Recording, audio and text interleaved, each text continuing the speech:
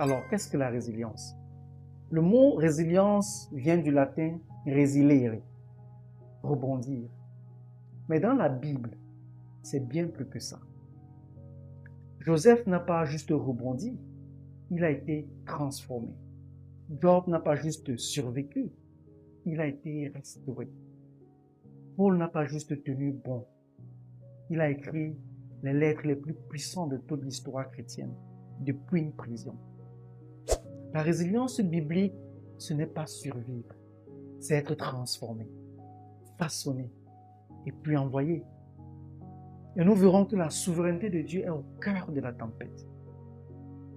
Peut-être avez-vous été trahi, injustement accusé, blessé par ceux qui vous étaient proches. Moi aussi. Mais voici ce que j'ai appris. Je cite Genèse 50, verset 20. Vous aviez médité de me faire du mal. Dieu l'a changé en bien.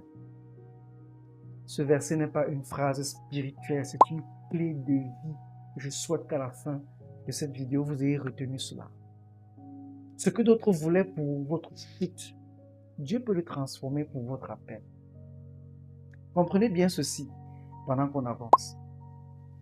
Rien n'est permanent sauf Dieu et ses promesses. Je le répète, rien n'est permanent sauf Dieu et ses promesses.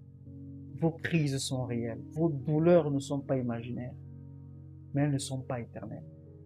Ecclésiaste 3, verset 1 dit, il y a un temps pour chaque chose. Si c'est une saison, alors elle passera.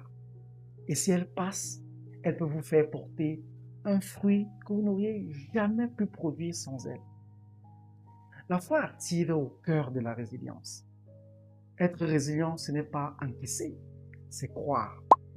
Croire qu'on peut encore aimer après une trahison, qu'on peut encore partir après une chute, qu'on peut encore pardonner, diriger, créer malgré les tempêtes, et qu'on peut devenir un pilier pour d'autres, même quand on a été soi-même brisé. Voilà la puissance de la résilience selon la foi chrétienne. Je le crois de tout mon cœur, si vous traversez une crise, ce n'est pas pour y mourir, c'est pour entendre un appel plus profond. Dieu veut vous révéler ce qu'il veut transformer, renforcer ou même repositionner. C'est une préparation. Ce que vous êtes en train de regarder, ce n'est pas une vidéo de plus. C'est un outil de construction et d'alignement, un parcours de guérison et de déploiement. Prenez le temps, accueillez chaque étape